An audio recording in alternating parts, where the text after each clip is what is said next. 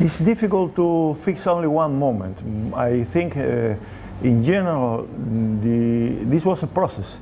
After the victory of revolution in its first stage. I mean, when we defeat the dictatorship of Fulgencio Batista. At that time I was young, I was 8 years old. Until that time I received an education very deeply connected to the ideas of José Martí, not only in my family. I received it too in the school, because in Cuba, in general, the majority of the schools, primary schools, were popular schools, even private schools. I studied in a private school, but in that private school was a very deep orientation to the thoughts of José Martí, to Cuban history. That was very important since my childhood. That was very important. But immediately after the victory of revolution, January 1st, began a very rapid process of how could I say it? Transformation, I think, in all Cubans, in all Cuba, very rapid. I remember the first time of revolution as times that put on my mind a very impressive moment, for instance, related to Fidel, related to Che Guevara. For instance, since the first moment, we saw in Che Guevara a very deep thinker. Since the first moment, we saw how he approached very critics to all processes we were conducting here in Cuba. For instance, I have a moment in my story that I even fight with my parents, because in Cuba, after the victory of revolution, all American enterprises left Cuba, and Coca-Cola, I love it, Coca-Cola, but Coca-Cola left from Cuba, and they of course, they take with them the secret of how to produce Coca-Cola. But we decided to continue producing our Coca-Cola. And that Coca-Cola was impossible to drink because it was very bad.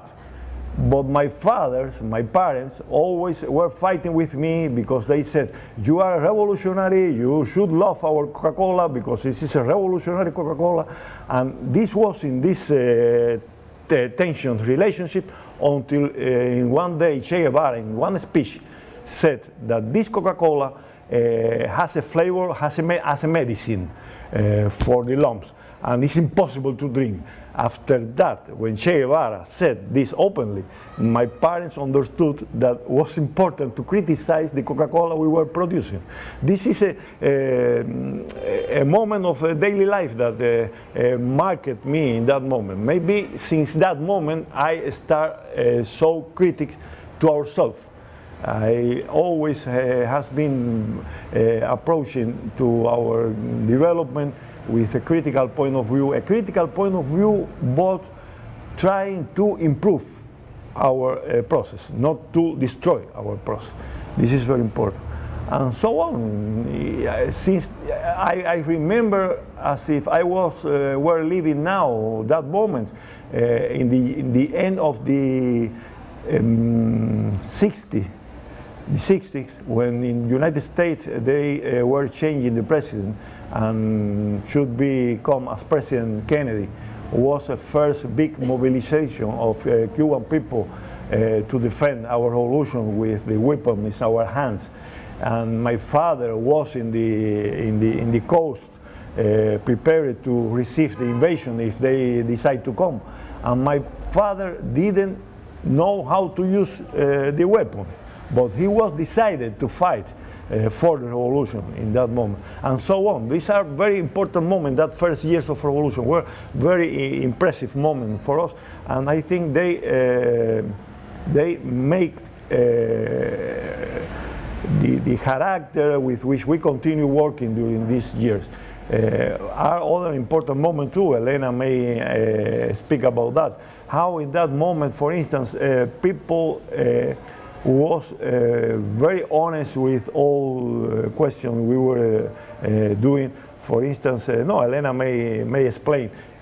People, rich people that left Cuba, they, of course, they left their houses and all their belongings here in Cuba, and then the revolution get that, but the revolution take care of that, not to appropriate by personal people, but to use for the society.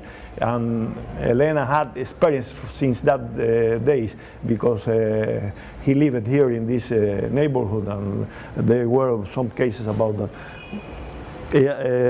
She asked about how we begin to grow as so convinced people, so deeply revolutionary, and Kinshis as communists in this process of revolution.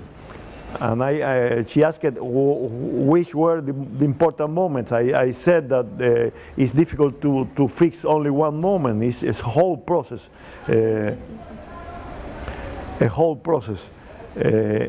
during which we were growing as revolutionaries at the same time that the revolution was going forward. Okay, and what about for yourself? When you were very young, so the revolution happened. I continue very young. I continue very young. I am very young now. She's still young. Well, it seems as Jesus and many persons here in Cuba, we have a big influence of our family, of our parents in all that process. Because I was 6 years old when the revolution, 6 years old when the revolution triumphed, so I was so little I am not able to take any own decision. But the influence of my parents during all that process was very important. For example, my parents were fighting in the Spain Civil War. So my mother was from Spain, she was from Catalonia, from Barcelona. She born there, and my father were an internationalist fighter because he was Cuban. He met later, many years after the Civil War here in Cuba, because my father went to a concentration camp in Spain because he was catched by Franco. And my mother emigrated to Cuba before the fascists entered to Barcelona. She traveled across the frontier to Spain, to Paris, and after that they decided to come to America, here to live. And well, they met here, so imagine for them was very important the triumph of revolution, because it was the form in which they see as a reality their dreams that they were young. For that reason, they incorporated revolution since the beginning here. And well, we receive all this influence, of course. As Jesus said, my parents were founded here, the CDR, the Committee of Defense of Revolution. The night in which Fidel was speaking to the people, he says that it was important to make in each block of the cities in Havana city, in all nations, in the fields, in all parts, a committee for the defense of revolution. And that night began spontaneously by people founding this kind of committee. My parents were the ones to found it here. So imagine the influence we have in the community during that time. So it was important for all that. And Jesus refers as a very important thing that is important to make a more emphasis in that when the person hears, because we live, as you see, in a place in which houses are good, so a lot of persons of bourgeoisie lives here. Live here before the revolution. And when they left Cuba, the houses and all things that were inside the houses were keeping by the committees of the defense of revolution. So my mother has the keys of that houses. We check all things that were inside the houses. We put in a special paper. We give this paper to the officers of the government, and the house was closed, and all things were keeping. And anyone take anything of that houses.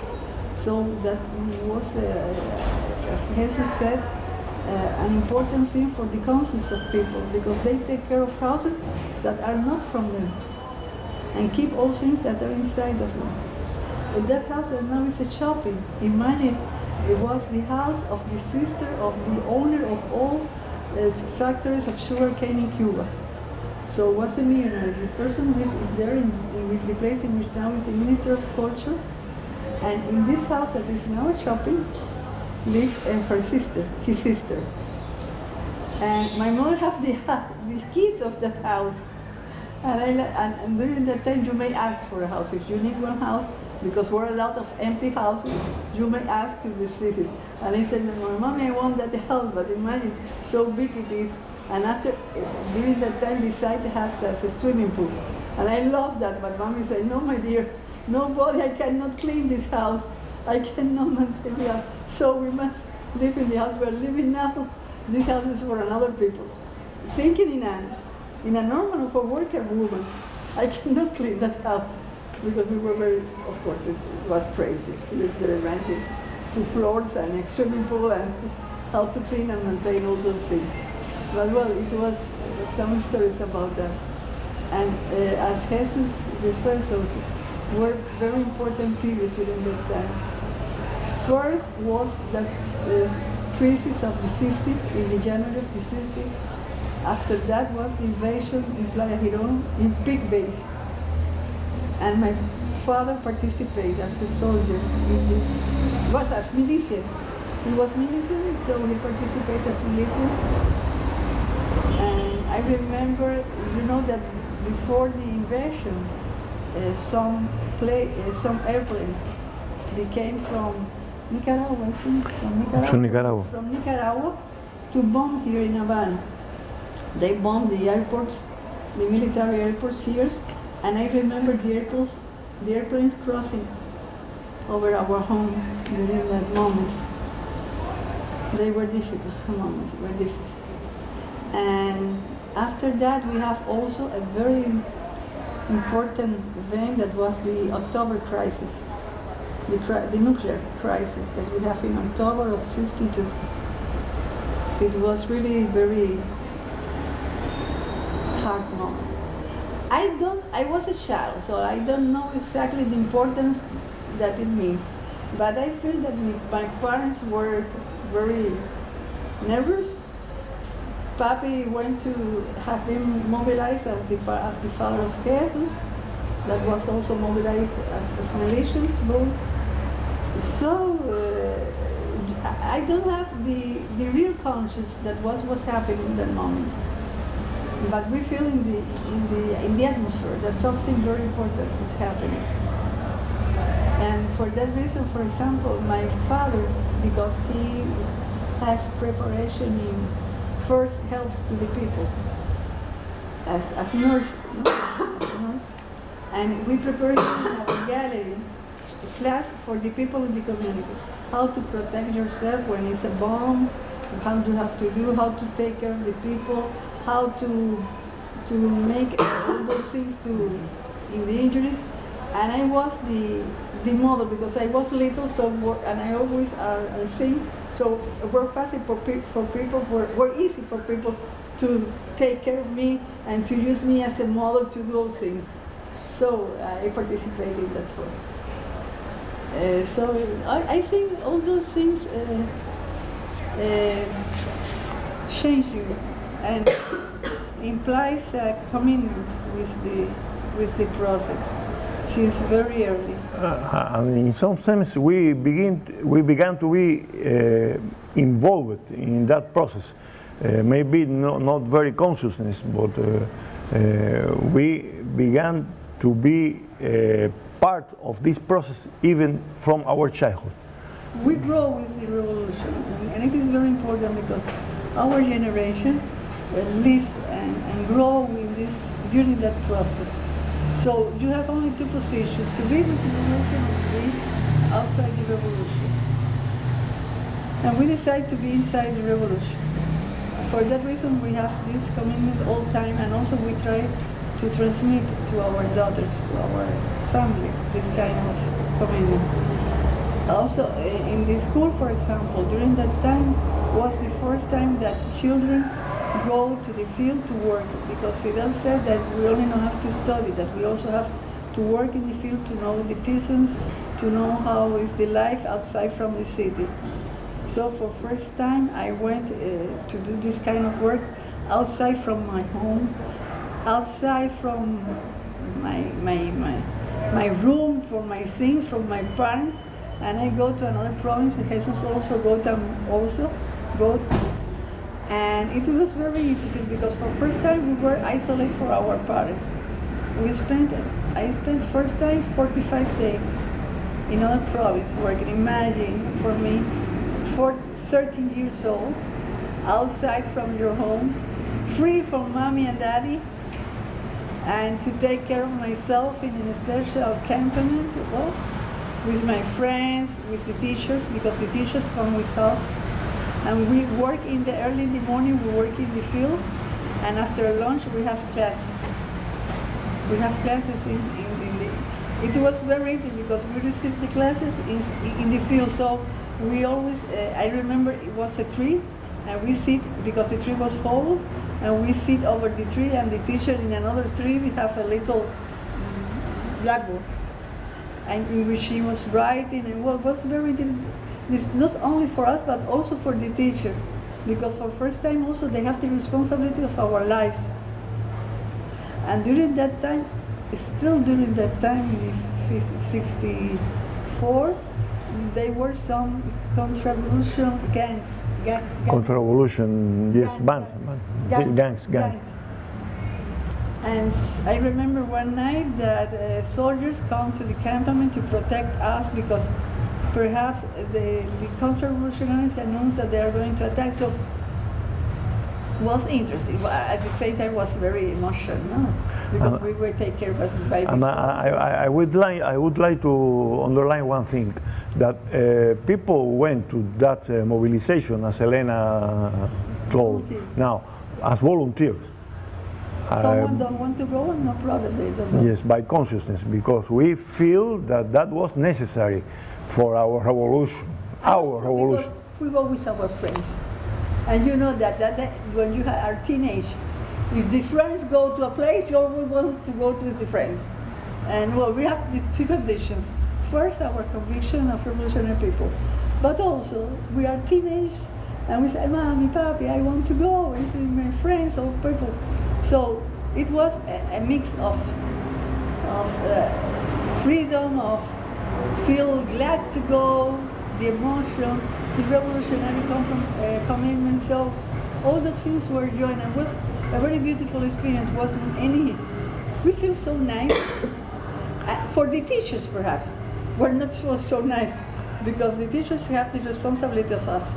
And when I remember that night that the soldiers were with us in the campament. The teachers cannot sleep, and we feel so nice, so emotional, and well, because we had to do this. But you know, I would like to add only one important nuance, detail. Maybe for you was happy. No, the parents were not happy. No, for you. But what I want to say, in my personal experience, I don't like to work in the field.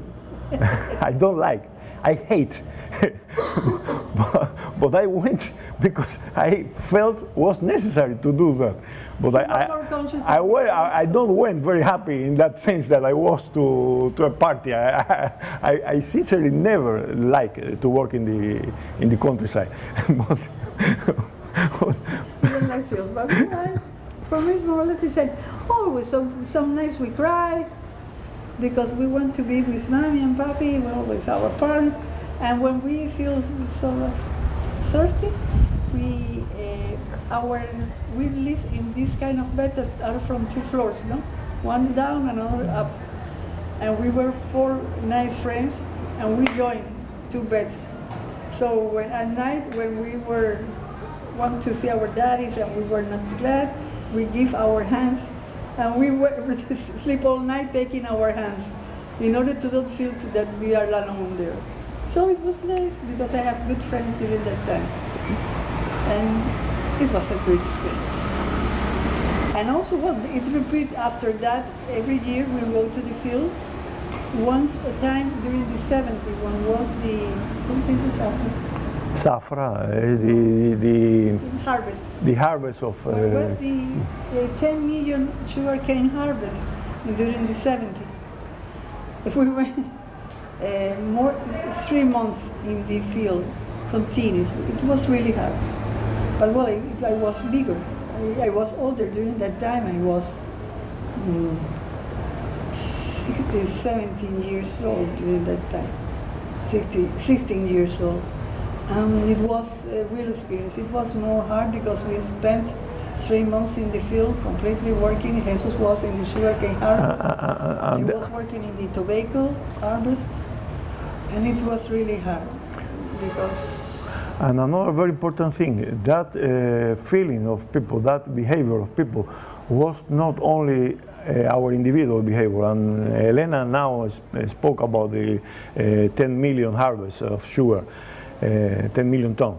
In that moment, for instance, in Cuba were young people who were cutting cane, and I remember I was there near to them, but we were living in campaments, in houses, no? But they decided, in order to be more efficient, to be closer to the field where they were working, they decided to live in the field where they were cutting cane. And I remember in that days, near Cuba passed a hurricane, and were very intensive rains some days, and that young people were living in that fields under the rain, living there, eating there, and working close to the field in order to be more efficient, because they feel that they should be efficient because we were involved in a very important campaign, in a very important effort for our country, a massive phenomenon. It was a massive phenomenon in Cuba in that time. So it was not only you were like that, right? It was a whole generation of young people like you at that time in the 60s. Yes, of course. For that reason, I said that there are only the possibility of 2 positions: to be or not to be with the revolution. Only that, as Shakespeare, to be or not to be. To be with the revolution or to be outside revolution. And also after that, well, became the years of the university. During the university, things were changing. Now were more seriously problems. For example, from our generation, a lot of our friends, family also participates in the War of Angola. So during that time, we lose some friends in the Battle of Angola. You know that a lot of Cuban people go to Angola to help to the revolution in Angola. And for example, it was interesting because at the beginning, all that process be more secret. The first person that go to Angola, anyone was not an expanded Gnostics, was more taken carefully. And for example, we have a friend in our school, in our university, that he don't appear in class. One day he disappeared from the university. But he liked so much party and so much carnival. And during that days was the carnival outside of Havana. So we think, oh, he's crazy, he went to the carnival, he don't want to return to school. But after some days, it was not normally. And after, I think, more than 1 month, we received the notice that he's fighting in Angola. So we were thinking that he was a non-responsible people and he was the best of us. because he was in Angola fighting.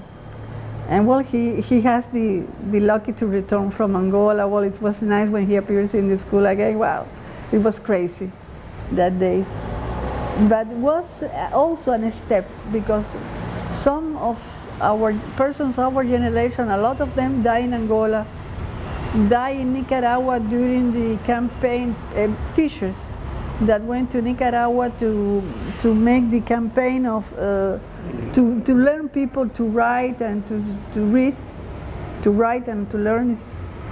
Many were assassinated by the counter-revolutionaries. Also was the attack to Granada, in which a lot of workers, Cuban workers that were there in the airport, also were died. So it was a different step. Of course, we have a tradition of internationalism since Che Guevara, during the 60s, 66, 67. So we have a big influence. Jesús, for example, in the first year of the university, he participated in special courses to prepare to be in the guerrilla. Guerrilla, how we say in English? Guerrillas. Guerrilla in English is a word. In guerrillas, he spent 1 month in the mountains of, he don't like field, but he spends more than 1 month in the mountains of Pinar del Rio getting a military training in which he was a guerrillero, and with a group of persons from the university that have this kind of training. And he received all the lessons to survival in the field without any support. It was for him, well, he can speak about that. He's alive, I don't know how, because his glasses were broken, and he had to be all time without glasses, imagine. And for him it's very difficult to see without glasses, but well, he resists all time. And this is the spirit that we call that we have a way, a road in our formation, not only as academic, not only as a student, but also as revolutionary persons, in the solidarity, in the Cuban, in the tradition. So it has a great influence in our youth. I think that after that, perhaps our generation make a big mistake, because when we have our children, we want to keep them, as we think, safe, no? To don't have to pass all these troubles that we have passed. And in that sense, the generation after us, we make that mistake. We were taking care of them, we overprotect them all times. And for that reason, that generation, I think, were not as pure as us. Because I think of our guilty also. Because we don't, for example, when I was in the field working, my mother, perhaps, if are able to, she comes on Sunday, my parents come on Sunday to see me. Now, after that, when our children were in the field, we want to go on Wednesday, on Sunday, every day to take them food, to keep them, to protect them, to have them with a lot of food, to be nice in the field, to not have any problem. And if we have any medical problem, no, you must return home. You don't. In our time, we have many problems in the field, and anyone go out. But we overprotect our children, and I think it was bad, because after that, perhaps that generation when finished, during the 80s was a very nice period, because we have a lot of things. We think that we were rich, but after when became the special period, this generation have a big change from a better situation to a bad situation, in which the parents cannot protect you as before, because the national contexts were different. So they feel as a retreat in the development. So they lose many of their dreams. And was very bad. For example, the generation of my old daughter, is different from the generation of Karina, because Karina was very little during those 80. She was a baby, and she grows during the special period. So she saw the process in the other sense. She became in a very bad period, and after she see a recuperation. But the old daughter was in the other sense. So we're very different, those generations that have from the same parents, from the same family, were very different to see the process. And I think it's very interesting. And now it's happening that. Now also we have the influence of the foreign films that are, the majority are from the United States, that are not so good. We are open to the singers, the music, the American way of life. All persons have a new car, a new house. You can live so nice in the United States. Many people are living there that were out from Cuba during the special period, and they have influence over the family here. They say, come here, since we're okay, we are nice. And this is the different situation we have now for the. So I think our young people is not bad. I think are wonderful people, because the young people that are working here are wonderful. I think that they have also their dreams, of course, that are not the same of us. They want to have a better society. They have to change, but to change inside the context of a socialist and a revolutionary Cuba. Always we speak about the people that left Cuba, but we must speak about the people that stay in Cuba, because they are the important for us. These are the ones that we have to take care of them. And it is also an important part of our young people. So we have this change in our society now. Since the beginning, of course, in the beginning, all revolutionary are plenty of dreams, are plenty of energy. As the same happened in Venezuela, the same happened in Bolivia, the same happened in Ecuador. At the beginning, all things but after you are feeling with the reality of the contest that is always against you. It's not easy to live in a blockade country, because for my daughter born in a blockade country, and for her, for example, sometimes it looks as a slogan, no? We are a blockade country, but when you analyze inside why we are not able to take all medicines we need, why you don't have the opportunity to go to all places you need to go. For example, our daughter went to United Kingdom in a scholarship, and she was not able to receive any money during her stay in London, because she was Cuban. So she was not able to receive money because the institution have relation with United States, and United States cannot give money to Cubans. So she has to live with the money margin that her tutor gives to her, but only for food and for travel, nothing else. So imagine in which conditions she was studying outside. So it is an influence of blockade.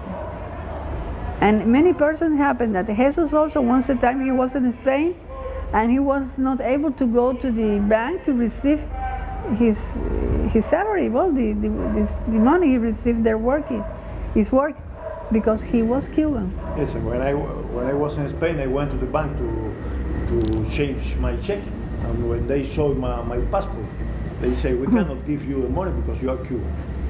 So I was in Spain without money too. So he have to live with the help of the friends. But imagine you cannot buy anything. You know, once a time you want to go to a restaurant to eat something, or to take a Coke, or to buy a medicine, you are not able to do because you don't have money. You have to ask for the solidarity of friends to live, and this happens all times. Also, for example, Karina, even to publish one article in science magazines or something else are difficult, because you don't. They say you must pay, but at the same time you cannot pay because of the blockade. So even they have the article, they have the recognized, scientific recognized, they cannot publish. They have to find another ways to publish. So it is a blockade. In all parts of our life we have the influence of blockade. And it is interesting to feel that. And our generation feel in another form. For example, we see more directly the enemy because they were attacking us, they were making sabotage. But now to distinguish the enemy is more kindness, more soft. It's more intelligent. For that reason, with Obama was difficult because Obama was very friendly when he comes to Cuba. Very nice. He speaks to young people, well, as a gentleman, a black gentleman. Incredible for first time in the United States. But with Trump, it's very nice because it's more easy to distinguish the enemy. For that reason, Trump is making help us in that sense because now people distinguish more easy the enemy because it's more clear, it's more direct. So he's helping. He's a wonderful president for us because he's helping our ideology. Many persons that were thinking in one form with Obama now are changing completely when they saw Trump because it makes a big difference. So, Jesús, the story of the gorilla training that you had without glasses?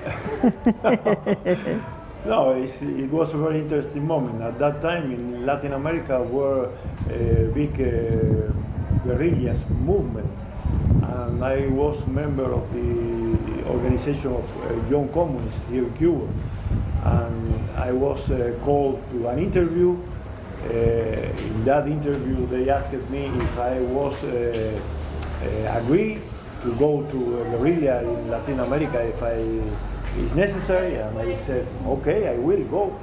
And then I passed training during the month. Was an interesting, sympathetic story because one of the person who was taking the interview with me, he knows me many years before. And he knows that I was a people who loved his house, who loved to be in the city, don't be in the mountain.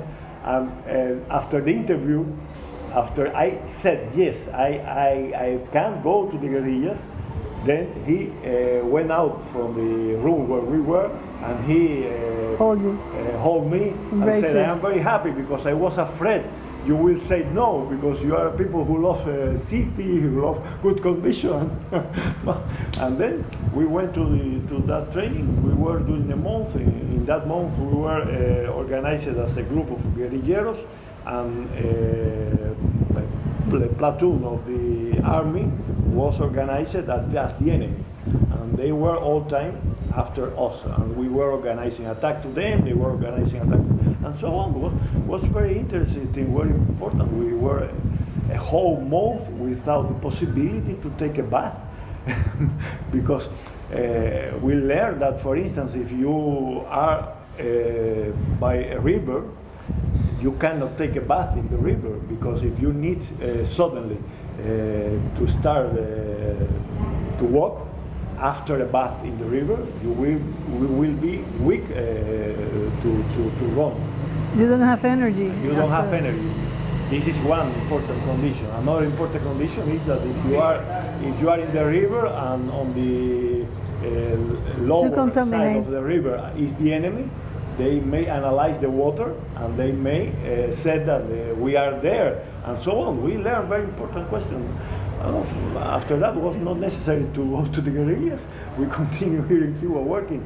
And imagine it was very close to the years that Che Guevara was yes. assassinated. So people feel to be as him, to make the same that he has done. For that reason, a lot of young people want to be as Che Guevara, want to be a person to help other countries. And that was the reason that Jesus, it was another dream, a beautiful dream of revolution. So which year was that when you had the training? 70. 19 years old. You were 19 years old, I but was were 19 years old when I get that training. but were during the 70s. That was in 70. 70. I was 3 years in the after Che university. was assassinated. I was in the first year before we met. eh? Before we met. Yes, that was in the first years. I was in the university. I was 19 years old. 19 years old with in the 70. In the 70. Because I entered in the university in the 71. And we have done it before. And you met in the university. We met in the university after that. After that. Always you make a mistake in your life. He made a mistake. Well, no, Because we were in the university was the first, I think the first months in the we university. both we were member of the Union of Communists. Of the Young Communists. and was a big meeting with the young communist people from the whole faculty, and it was in a in a place that is very near from here, very close from here, that have a beach. You see a very beautiful place because has a beach, have a big salon. And the meeting was in the salon, but during the break time, well, imagine that what they were my first months in the university. I still have my friend from the college school, and we met there. So we walked to the beach to take a relaxed time. And I come inside water. I have to put out my shoes, and I left them in the sand. And this beautiful person and sympathetic person come and takes my shoes out to disappear. He was always so sympathetic. And I said, that bad and angry and terrible boy, take my shoes. We have not met before. But he said, I have your food, I have your shoes here, I have your shoes. Imagine how do I feel. And after that we take Mary. We take Mary after not that. Immediately, not immediately. Well, not 4 immediately. years after that. 4 years. It was very hard for me to get that moment. But if I imagine that for that shoes, I have to marry with that person, I will be. Well, I think for you was not so bad because we are how long? We are 40 years, 46 years 46 together. years. 46. I have a big resistance. It's not a little time. You were so smart. How many times did you steal women's shoes? Oh. I think. No more. Que cuántas veces después yo Sí. robé zapatos. Sí, yo sé. No more. He didn't allow me. What was the first time we met? Well, after that we continued the university. What did you study in university? Physics. Physics. In this house, we all are physics. Even the boyfriend of Karina is physics. The husband of my older daughter is physics. Yes. It's a big problem. I don't know why we have attraction with physics. All persons here have attraction with physics. Our old daughter is a specialist in nanotechnology. Karina, the younger, is a specialist in biotechnology. We both were physicists, because now we are not physicists. Elena worked in biology too, in biotechnology, more or less, but after that, no, she may explain. And I worked 10 years as physicist. I was related to more or less theoretical, but to physics atmosphere, and it's another story because since the first moment to my life was since the first moment as a graduated physicist, my life was to link it to politics. This is another question. This is another. And Elena began as physicist, and now. Well, I began at physics, but when I finished the university, I began to work in a biological center as biophysics. And I have to change a little bit because it's more easy to be biophysics, becoming you from physics, Then to be biophysics became in you from biology, because the processes are more complex. In mathematics, you need to analyze how processes are different. And I make my postgraduate studies in the Soviet Union, in some institutes of biophysics, and biology and biochemistry. So I take a more deep formation in that field, but always with the support and the collaboration of Soviet Union. So we have the reactives, some equipments, and we were working in that sense. But when became the special period, and Soviet Union disappeared, and we don't have fair conditions to work, because, for example, you were centrifugating and the light disappear, and you lose all samples, you lose all work. We don't have reactive. You were not able to repeat experiments. I have to go in train to, I was working with the blood of patients, mental patients, and I have to go by train to the hospital and to take them into glass to work rapidly, and perhaps at 10 o'clock in the night, the light was out, shut down, and you lose all work. And you are not able to repeat, you are not able to, you know that for have a good result, you have to repeat, to correlate those things, and you don't have that possibility, the reactive finish. So my institute have to close during that time. And I was working with mental patients, and also during that time, you know that the destiny is something. Because during that time appears in our institute the opportunity to have a course of artificial intelligence, computer process. And the persons they decide to participate in that course was me, because I was the only physicist, the only person with mental possibility, with mathematical conditions to assimilate that process. And I passed that course. It was a very nice course here. And I make an expert system for the diagnosis of alcoholism. And I was working in that sense, because I don't need, if the light shut down, well, I can work after, because I have a computer, more or less, the only computer in the institute, one computer for all this institute. But well, I was able to work there. And when all things happen and they decide to disappear the institute, they decide that I can continue working in the line of alcoholism. But then time I don't have computer. Computer disappeared with the institute. So they decide for my formation to try to work alcoholism, but since the social point of view. And I began to work in the communities, alcoholism, since the social point of view, because I have the principal knowledge of the disease, since the biological, since the medical, since the chemical. So it's another way to correlate all those processes. And then I began to work in the communities with persons. And after that, when you work with the community, you began to speak with persons, to take in love with persons, with their problems, their necessities. There is a special period in my in that time, in a very, very poor conditions, even here in Havana, in a very strong communities, as we say. And I were more or less be more close to the social problems, and became more to be more a social worker. And at the same time, I have the possibility to know for first time popular education that in Cuba has come during that time.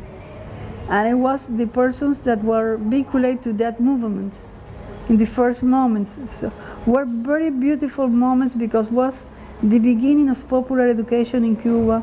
I have the opportunity to participate in the group. It changed all your academy form of think, and it became the big change, the big jump, perhaps.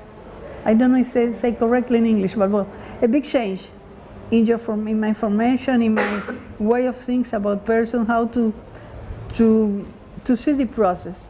Since academics, since a very pure academic process, theoretical process, from the biophysics, from the artificial intelligence, and now popular education. So all those things change, and now I am more a popular educator than physics. And it allows me to continue working after my retire as collaborator with process of community development, as collaborator then. No, my experience is quite different because Jesus have another experience. I sincerely, I was all time with some orientation, with some interest in about philosophy and about politics, about something like that. And for instance, I was studying at the university at that time. No, even in the 60s, I remember I began to participate in courses about Marxism. When I was 15 years old, 14 years old, I began to interested on that. And I began to be interested on that always with a critical approach. No problem. I would say with a critical approach. For instance, since the first moment, I was asking myself how the Marxism tell me that the communism is the best stage of society, the finished stage. I couldn't understand that, because if communism is progress, it cannot be the last stage. Should be something after that. And since that moment, I began to question all the information I was receiving. After that, in the university, this process go deeper. I entered to the university with the interest to be a nuclear physicist. When I finished the university, I was oriented to the Institute of Nuclear Physics, but I came to the Academy of Science, and there they interviewed me, and they said, you are here to work in the Institute of Nuclear Physics, but in this other center, it's not nuclear, it's geophysics, are necessary communists. And you are member of the communist organization of young people. Would you like to go to that center? And then that changed my life, and so on. I defended my doctors in Soviet Union about philosophical problem of physics. But when I returned from Soviet Union, in that moment I was working in the Institute of Philosophy.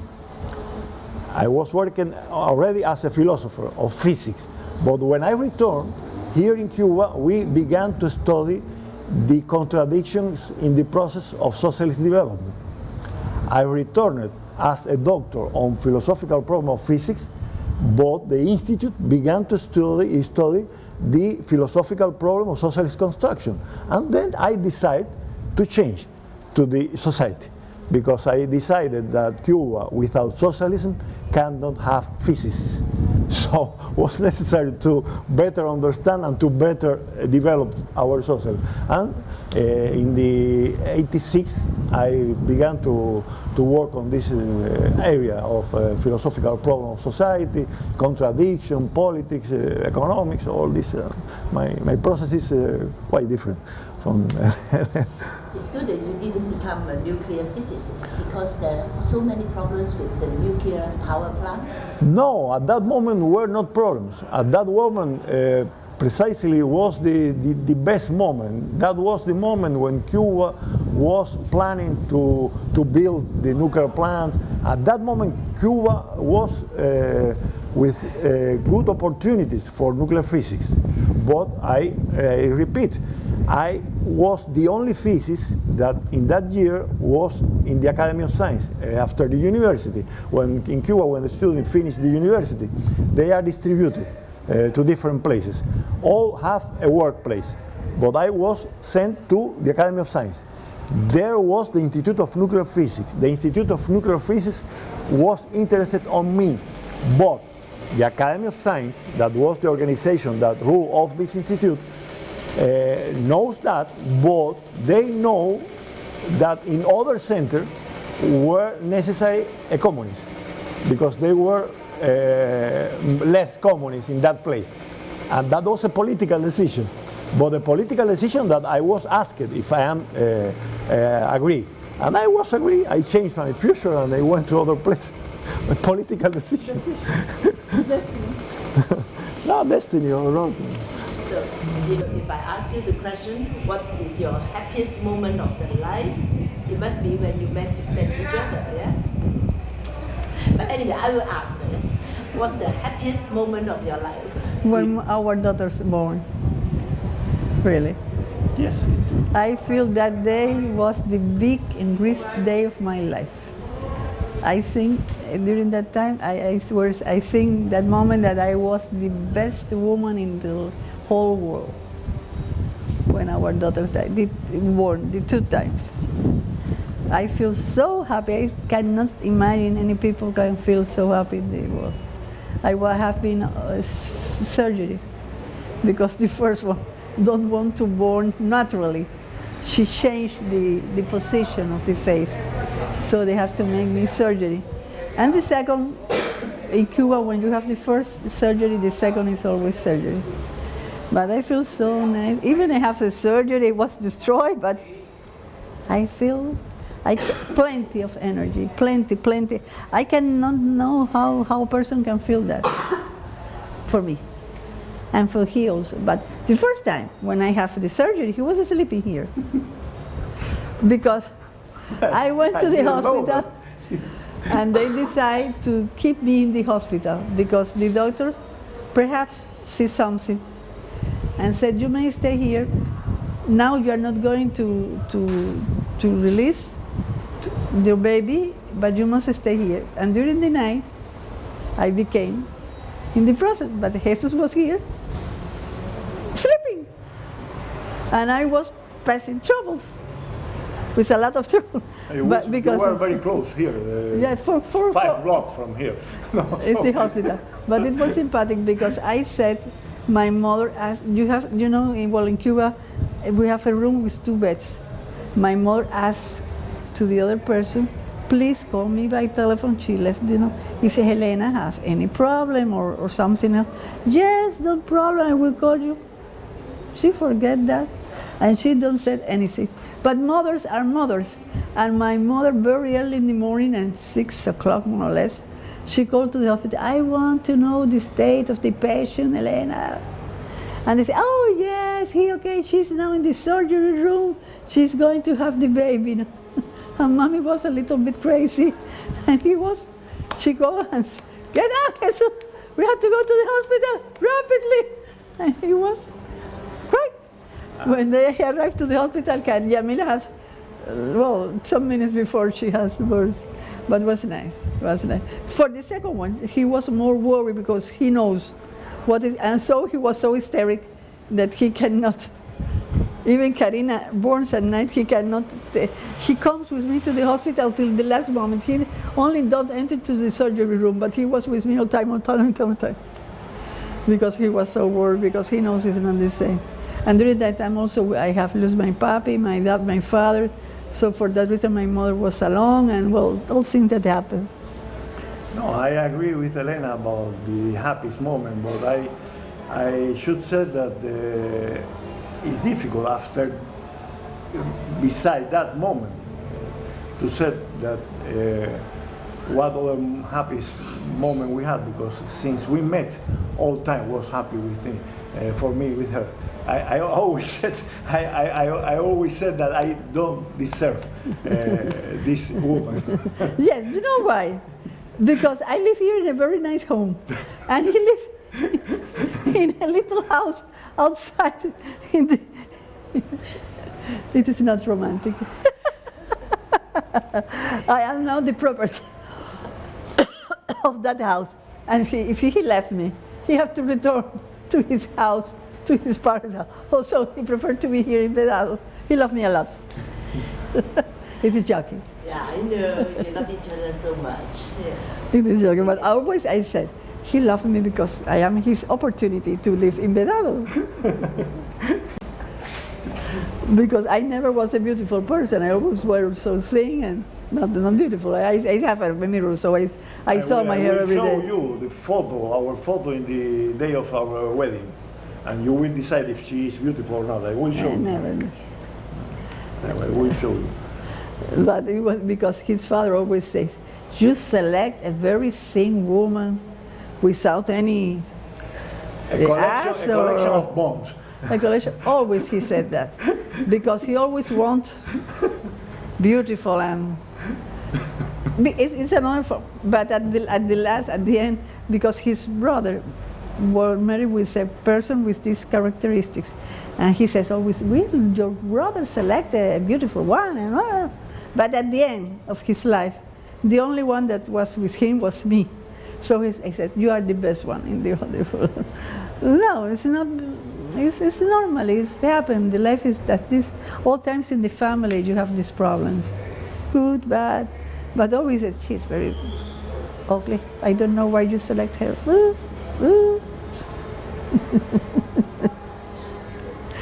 But at the last, I take care of him and from his mother of Jesus, because at the same time, Jesus take care of my mother till the end. So it's very important.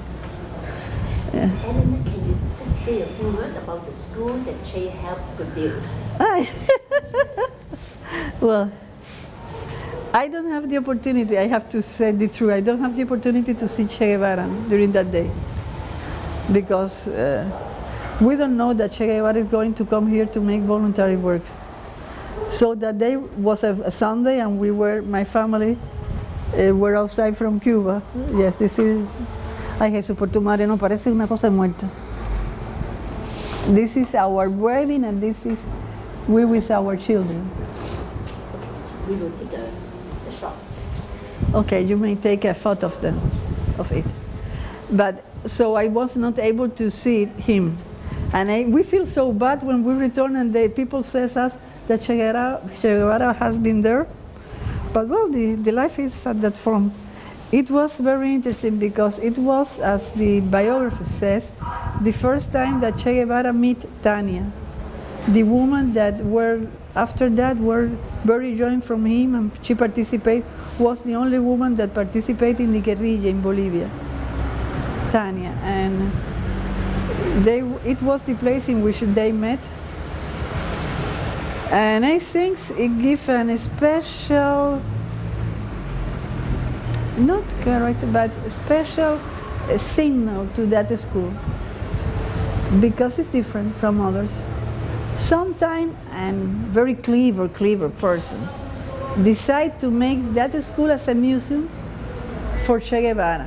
But more clever and more real person say, no, if you do that, you lose the imagine of Che Guevara.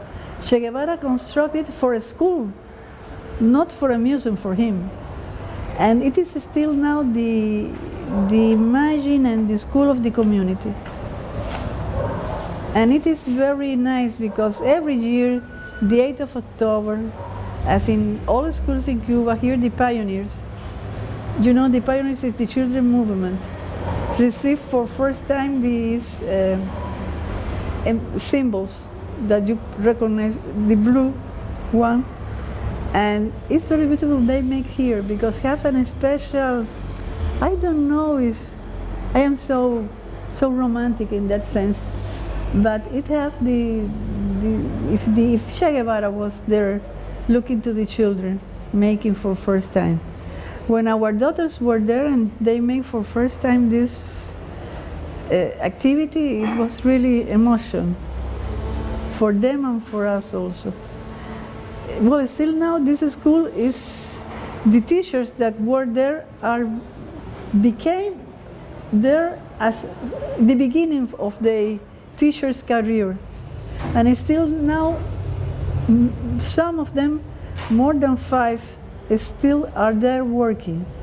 The teachers of my daughters, that she is 40 years old, are still working there. So it's very interesting, the sense of belonging from the teachers to there. Not all, of course. We cannot say 100%, but it's important that a percent of teachers belong from there and still are working there.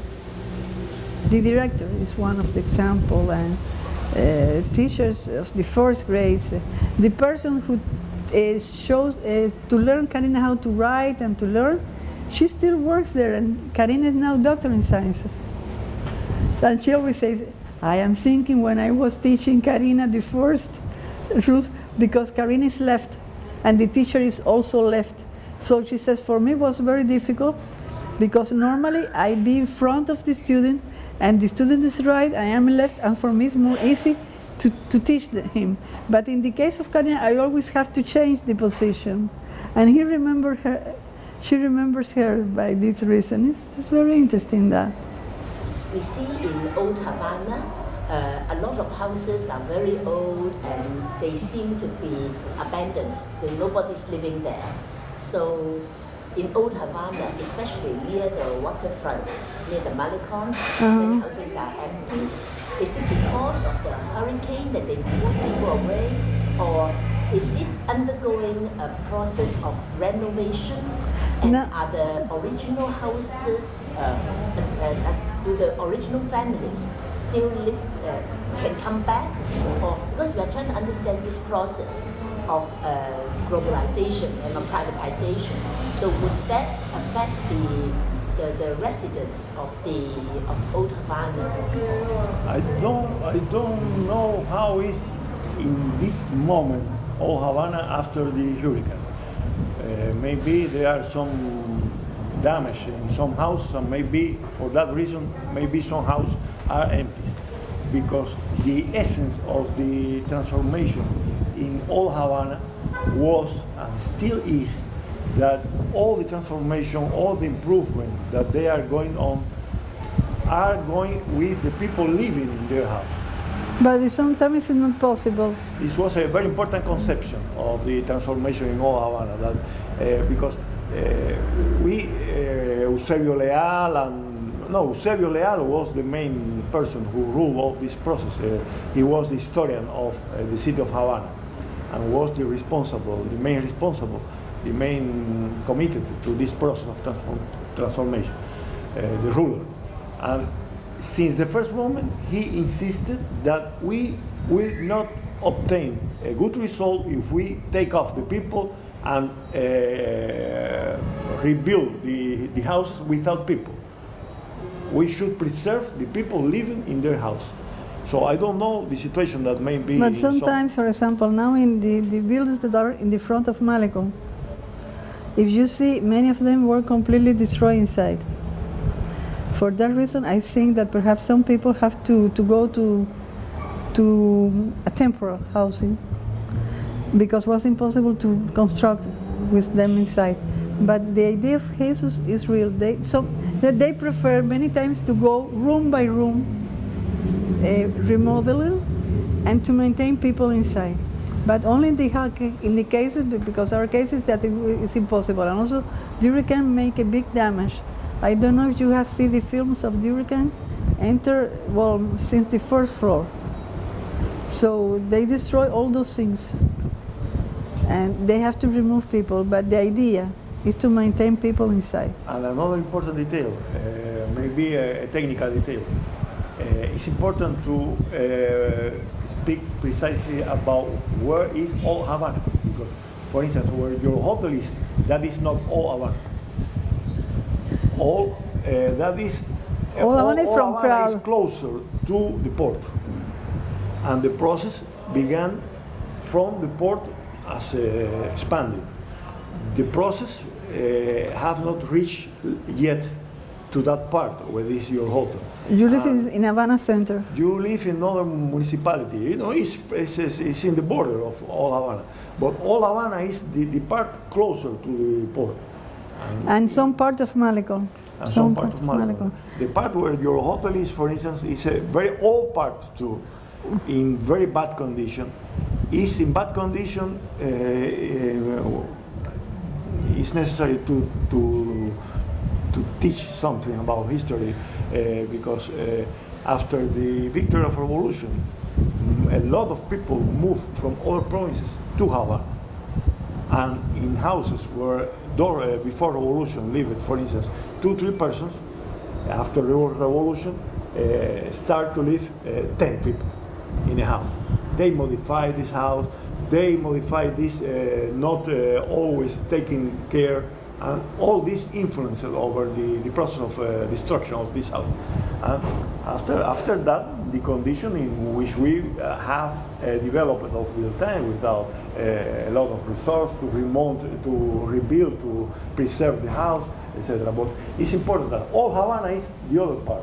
And if you will see the part close to your hotel, that is not all Havana. All houses in bad condition, but But the worst part of Havana. When we speak about all Havana, is the other part. So, The process, in principle, should continue. Should continue. And you can, excuse me, you can imagine that at the beginning of revolution, the most efforts of revolution was to building outside from Havana city.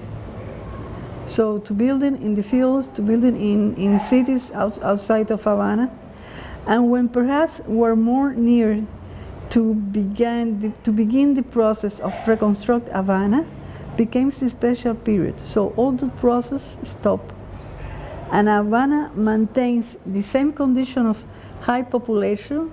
I have a big migration from the field to the city. Always in all parts of the world happen that, but without condition of building new houses. If you go to provinces, perhaps if you go to Santa Clara or to Santiago de Cuba or to Holguín, you see that the condition of building are different, completely different. If you go to the field, it's very difficult now to find a field house as the Guajiro with some palm construction, with wood of palms and with the seal, no? With the seal of palm leaves. So it's difficult to find because they have been constructed new. But here in Havana happened the opposite. And for that is, even in the part you are living now, is the worst part. Because they don't have plants, they don't have trees in this part, are not trees, are not plants, are not beautiful. For that reason, when you said me that, when she wrote me that she's going to live in that part, I say, oh my God, she selected the worst part. Because it's not a nice place. Even the air is different. This fresh you don't have there. Even it's close to Malecon, they don't have this kind of. So it's difficult to analyze all this. Another detail, technical detail. Before revolution, in the area where now we have 3 provinces, Havana, Mayabeque, y Artemisa, in this area, before the revolution, lived no more than 400,000 people. No, 400. No more. 460. 400,000 personas antes de 59. Sí. Ah, gracias. Chicken arrived today. No arrived, but Well, chicken in the shop. in the shop by the coupon. by the coupon. Like when she said me, chicken is going to give now, go.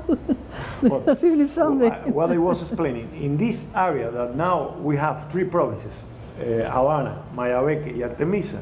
Before revolution, this was the province of Havana. In this province, in the whole provinces, before revolution lived no more than 400,000 people. Now, only in Havana live almost 2 million. For you it's nothing, but for us it's a lot. It's nothing, but for us it's one fifth of the whole population of Cuba. For you it's nothing. 2 million is nothing, but for us it's a lot. And this is an important condition that influence on all this not ordered, not planned development in Havana. People came with the army of Fidel. Came many people from the Oriental provinces who participated in the war, and so on. And also Cuban people is very family. If one comes from Santiago de Cuba, after 5 years, all the family, the whole family with the children, the near children, the future children, all are living here. And just one technical question. So there are now more hotels coming up and some investments to build new hotels. So do they buy from the local building? For example, you have a house there and No, they were in free spaces. No, they don't have to destroy any house to control that. They still have some space. It's free space in this new hotel that is at the end of Malecon. Yes.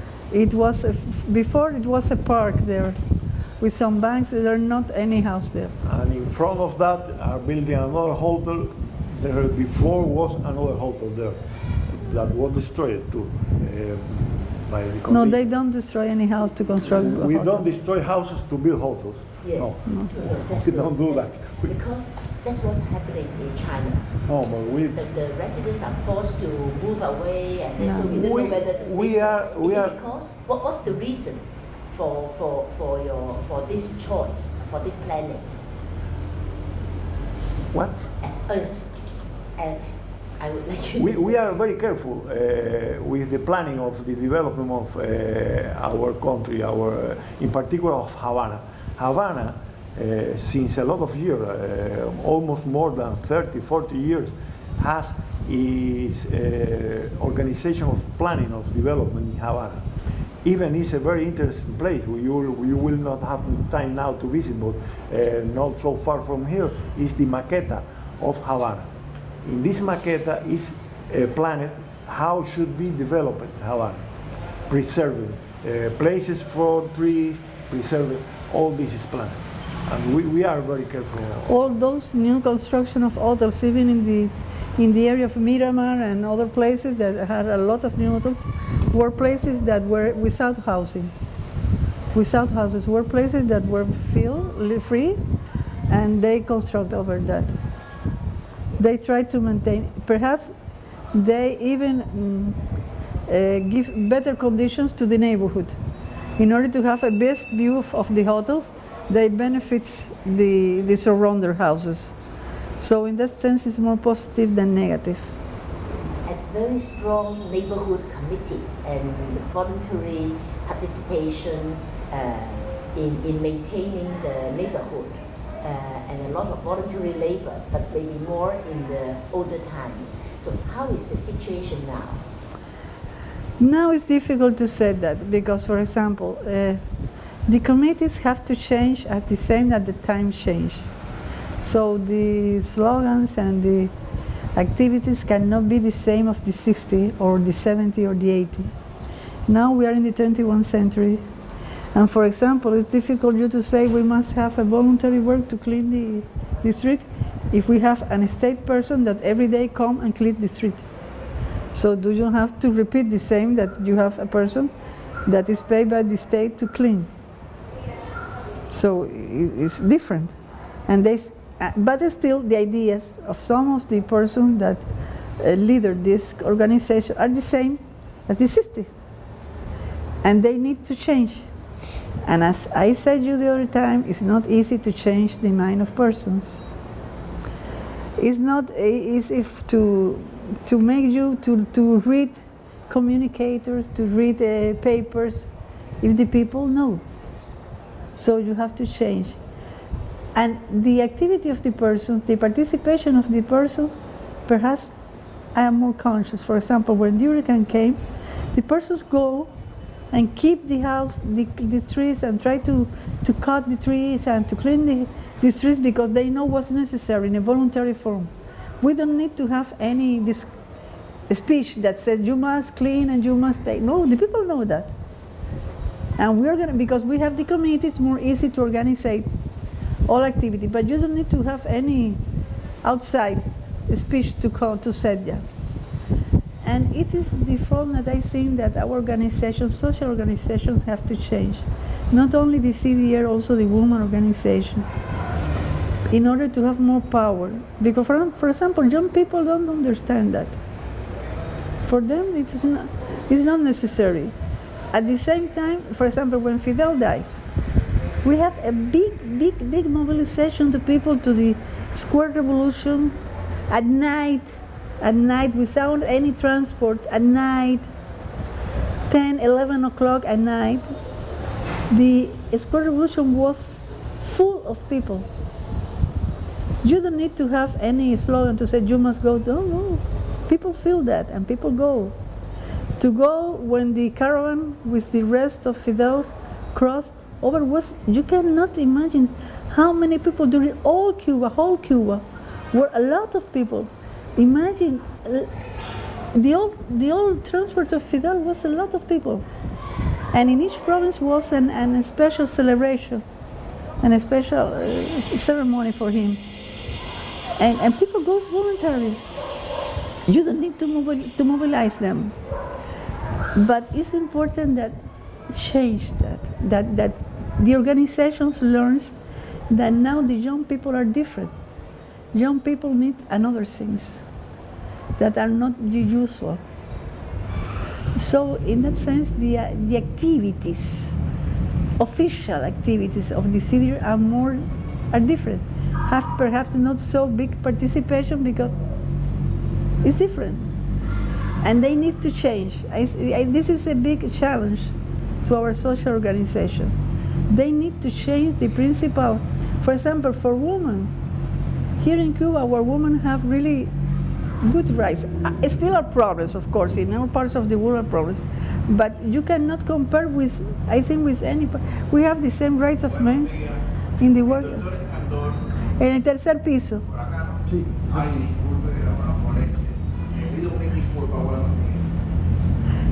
For example, we have the same rights in the works, in the study, to go to the university, to take care of our children, even to have license of mother when you birth, when you have a baby, you have 1 year of license, you have a lot of rights. They are not perfect, but the sense of women organization cannot be the same slogan as during the 60s. Now are different, we need another things. And if they maintain the same slogan, young women don't have any interest to participate. So I think this is one of the big challenges we have. I think that the cities are the best one in that sense. Are the perhaps because people, it's the only organization that American people don't like. They agree with women organization because, well, this is such a problem. But an organization who defends revolution is not the same. And in that sense, perhaps it's more stronger because have more enemies. And for example, for organizing all the electoral process in the community, is the CDU which organize. For example, I have the list of persons from the community that have the right to vote, and I have to check, and I have relation with the commission of the government in order to have all things prepared. I am, as the CDU have the responsibility to give to the person the paper in which explain that you have the right, if you want to go. All volunteers, we have to mobilize the pioneers in order to take care. You know that in Cuba, in the electionary process, during the votation, the people who take care of the place are the pioneers. So the children take care of the process, so we have to mobilize children. It's more active in that sense, still now, because this is more conscious. In this sense, it's important to take in account two things. First, that first of all, you should see the difference, if I didn't misunderstand your question, of the commitment of people to the preservation of the neighborhood. It's not the same in Havana as in other provinces. Elena has a big experience on this because he worked in many provinces. We worked too, but she more than me. And in other provinces, the people are more directly, are more have a different feeling of that they belong to this place. In Havana, this is more difficult because in Havana are more people that are not from Havana, came from other places. This is another question. The commitment with the people, with the community, the community sense is different. In Havana, as in for example, in Ciudad Zapata, people born there, live there, all their life are there. They don't go outside from there. So for them, the committees and the organizations are more stronger. Even they have problems. They are more stronger than here. I have a lot of persons here, even in my blog, that I, that born here, live here, and I'm here?